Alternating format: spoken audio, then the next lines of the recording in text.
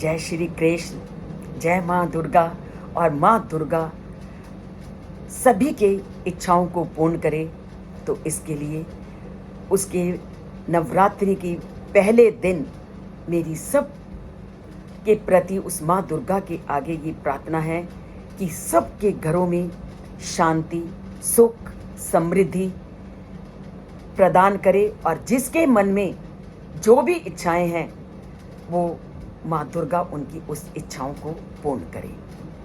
तो माँ दुर्गा के किन 9 रूपों की इन 9 दिनों में पूजा होती है, और 9 दिनों में या नवरात्रि से क्या तात्पर्य है, उसके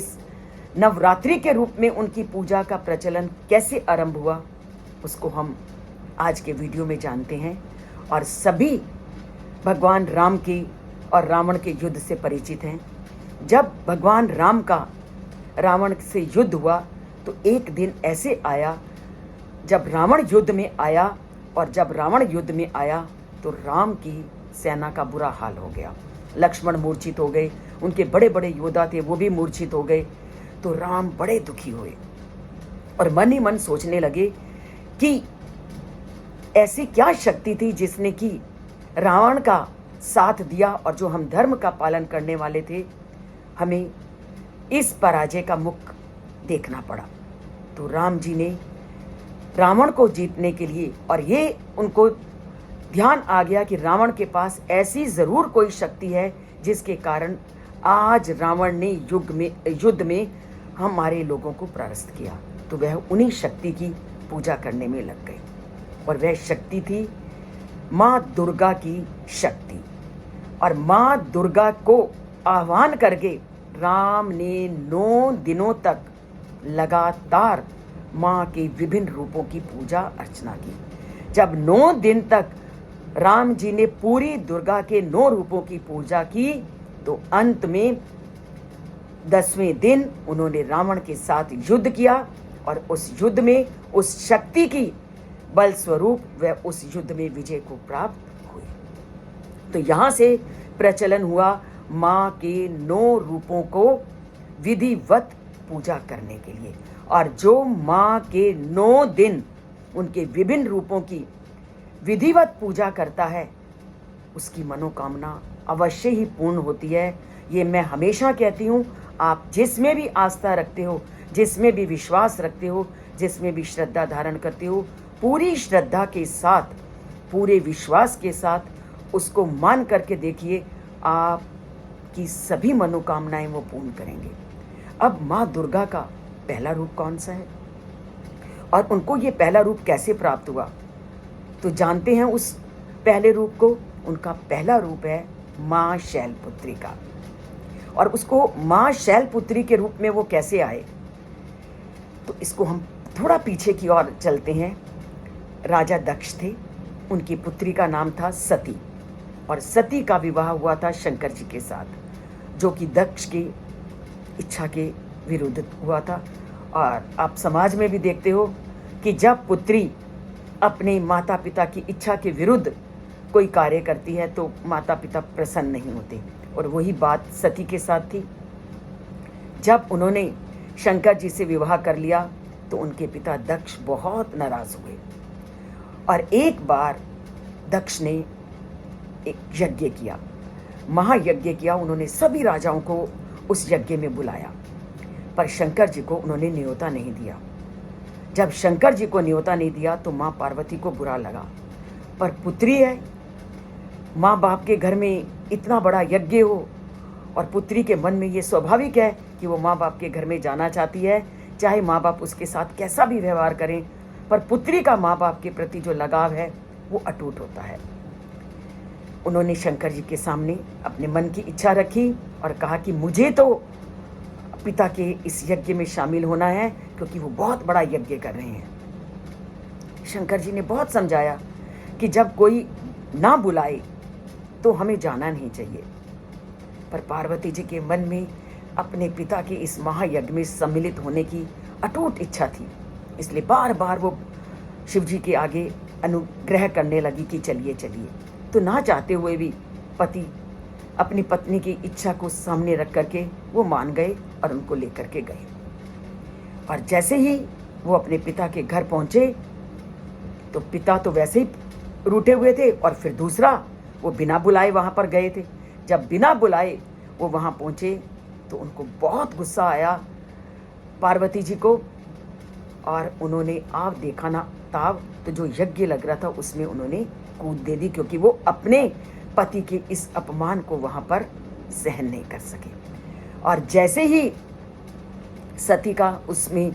उन्होंने यज्ञ में अपनी आहुति दे दी तो शंकर जी तो बहुत क्रोधित हुए। और जब शंकर जी बहुत क्रोधित हुए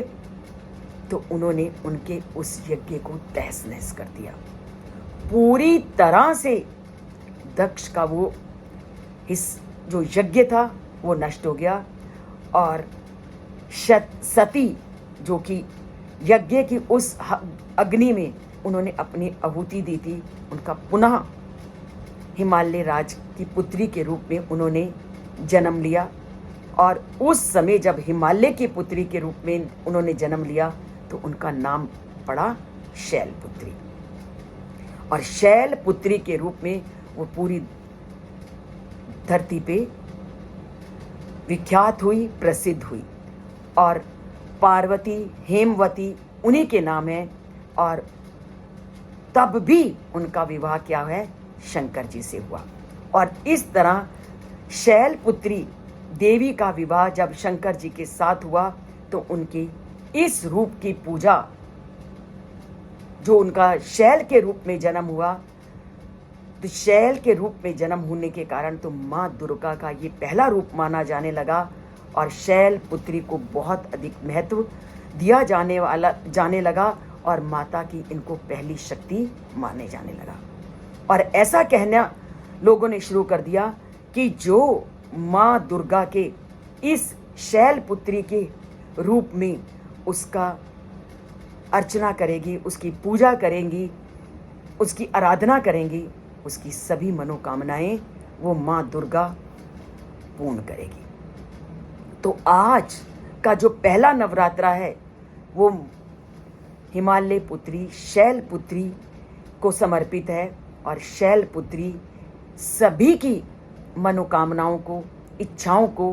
पूर्ण करे, और इसका आप पूरी विधि विधान से उस माता की पूजा करते हुए इस व्रत का आरंभ कीजिए।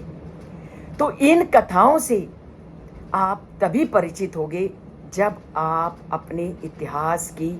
इन कथाओं को जानोगे, और इतिहास की इन कथाओं को जानने के लिए आपको किसी न किसी चैनल से जुड़ना पड़ेगा।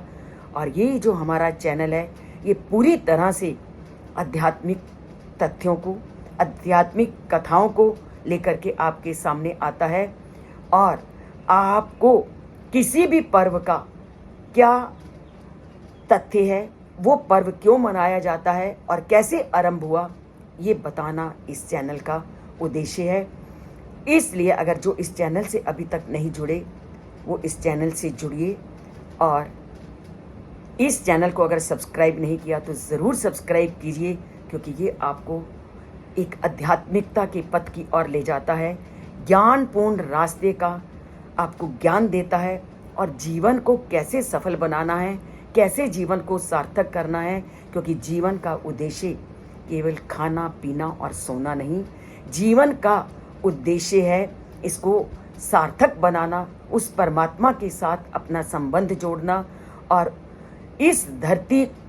को समृद्ध बनाना, और इस धरती में रहने वाले सभी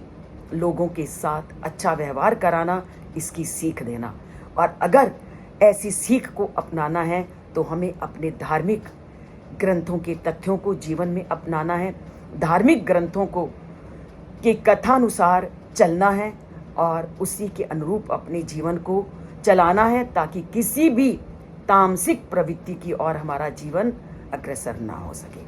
तो तामसिक प्रवृत्तियों से अगर हमने दूर रहना है तो आध्यात्मिकता की ओर ज़रूर अग्रसर होना है, क्योंकि आध्यात्मिक ज्ञान ही हमारे अंदर उत्पन्न होने वाले क्रोध, मोह, ईर्ष्या इत्यादि भावनाओं को दूर करते हैं। तो माता शैलपुत्री हमें क्रोध को, हमारे अंदर पनप रही ईर्ष्या को और लालच को दूर करने का हमें संकेत देती है, और उसकी पूजा अर्चना करके इन तीनों राक्षस रूपी तामसिक अवगुणों से दूर हटने का हम प्रयास करते हैं। जय माँ दुर्गा, जय माँ शैलपुत्री और जय श्री कृष्ण।